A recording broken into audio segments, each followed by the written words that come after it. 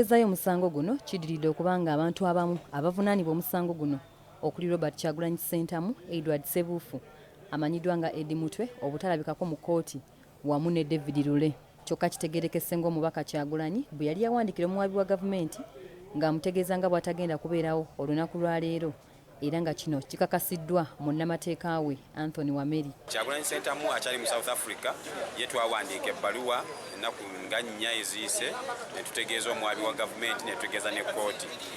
Eddie Mutwe yabadde alina okudda okuva e South Africa naye ennyonyi yamisinze flight ye tasobodde kuba mu kkooti. Wano omulamuzi Esther Nahirya waasinzidde n'ayongezaayo omusango guno okutuusa ng'ennaku z'omwezi 24 omwezi ogwa February omwaka ogujja, kubanga tegusobola kuwulirwa nga bavunaanwa bonna tebaliiwo.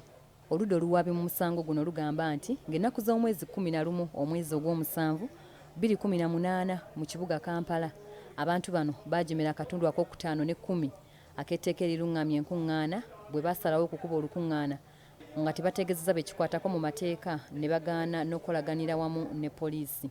Wabula bano olufulumya ekkooti ne batandika okutambulira ku Buganda Road baabo wa Kiseka ne baggukira ewandegeya nga bwe bayimba ennyimba ezisuusuuta People Power.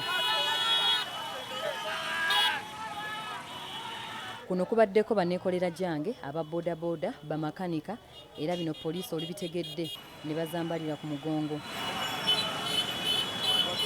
Tiyagasa aleeteddwa bano ne basaasaana nga bakulembeze bwe babukira boodabooda era bwe babadde banaatera okutuuka akatale k'e Kamwokya, poliisi nga bagirese akabanga kwe kuddamu ne bakumba buto okutuuka ku woofiisi zaabwe. Akulira banneekolera gyange Fred Nyanzi ayogeddeko gye bali wakati mu kwogerera waggulu. Abavubuka bagenda bweru bannaffe bonna nze mbadde ntambula mwanga gonna naye ng'abaana bannayuganda baliriyo basanga ku airport basanga basimula really ensi yaffe eggwamu abantu bagenda ate naye yakiteekamu amaanyi. Omwogezi wa People Power Joel Ssenyonyi naye ayogedde lwaki bakoze kino. Owa booda naawe osasula omusolo si bwe kiri omukyala atunda Rolex awo naye asasula omusolo abakesisi bamusalako ne babiwamba nga tasulaga amagulu batemako mateme nga nfunye accident tolabaawo kati nga lwaki tetwerwanako.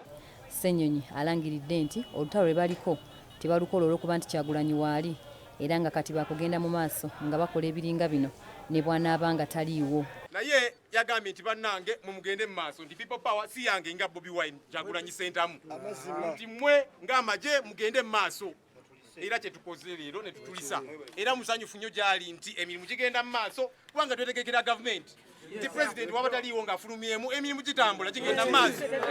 Flavian Nkuze ne George William Tamale, BBS Telefina, Gambuuze.